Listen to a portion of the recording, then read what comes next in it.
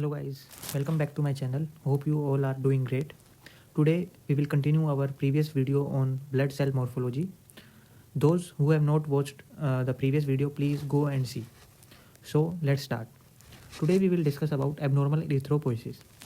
So it can occur in two ways. The first one is anisocytosis. It means there is variation in size of the cell. The example are, first one is microcytes, second one is macrocytes. The second abnormal erythropoiesis is poikilocytosis.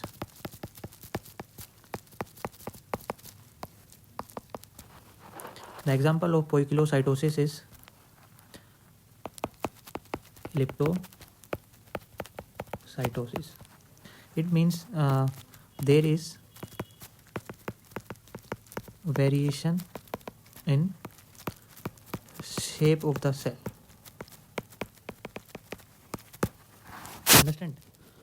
So the first one is elliptocytosis or ovelocytes. These both are seen in megaloblastic anemia.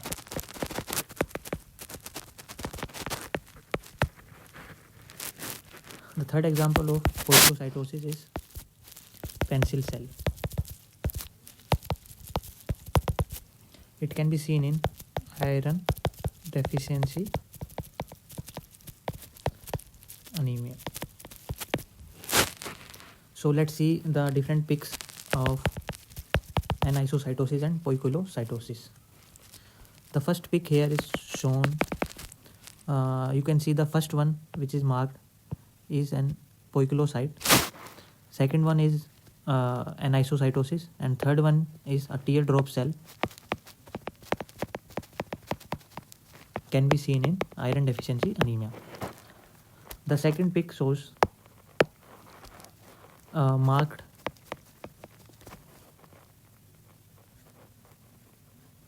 poikilocytosis and anisocytosis in a patient of thalassemia. The third pic also shows the ovelocytes in primary myelofibrosis. So please remember the examples. Remember the examples which I have told you for different types of anisocytosis and poikilocytosis. Now let's move to macrocytes.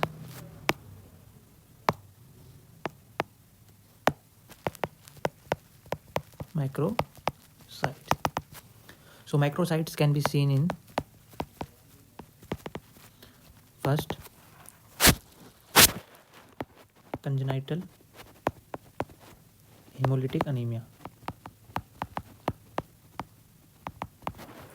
Second one is microangiopathic hemolytic anemia, that is MAHA.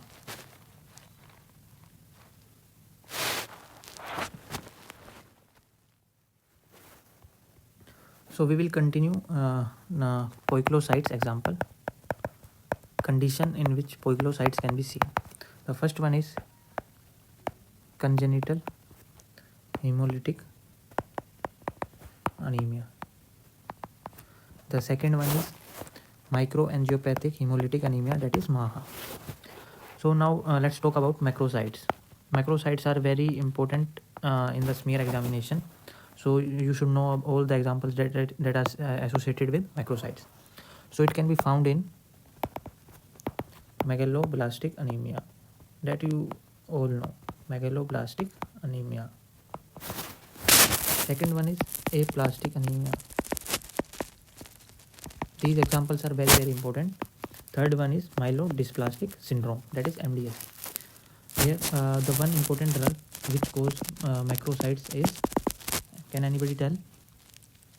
The drug which cause macrocytes is hydroxyurea. So please remember this. The other causes can be alcohol intake and chronic liver disease. So why does macrocytes occur? It occurs due to increased rate of erythropoiesis, that is blood cell formation. There is increased rate of erythropoiesis because of presence of reticulocytes. Okay, so in this pic you can see the RBCs are very large. Let me change the color. RBCs are macrocytic in size, and there is an hypersegmented neutrophil also, which is characteristic of megaloblastic anemia by B12 deficiency. So please remember all these important points. So now let's move to microcytes.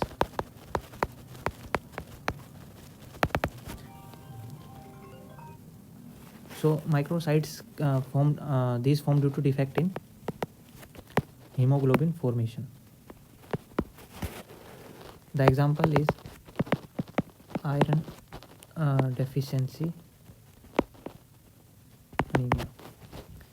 Second one is thalassemia, and third one is sideroblastic anemia.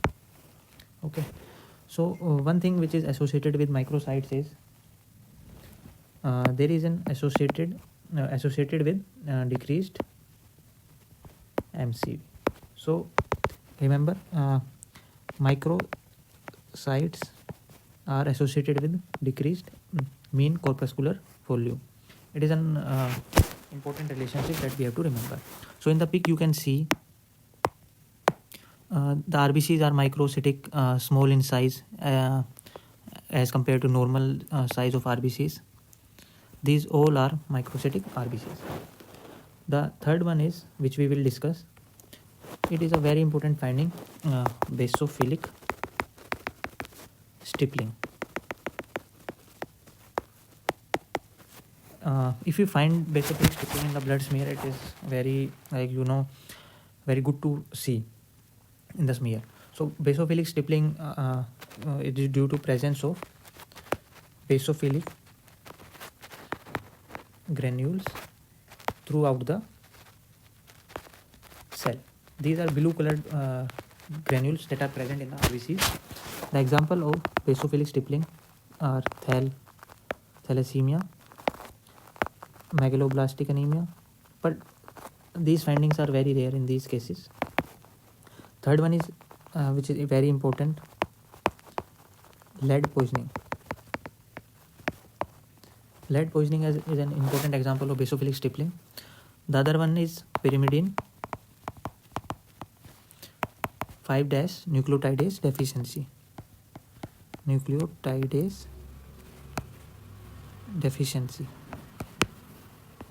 So please remember all these examples. The first one is thalassemia, megaloblastic anemia, lead poisoning, and pyrimidine nucleotidase 5-nucleotidase deficiency. So I think it's enough for today. We will continue in our next video. So thank you for watching and staying with me. I hope you all like the video. Please subscribe, like, and share. And thank you so much. We will see you next time. For then, bye to all. Thank you.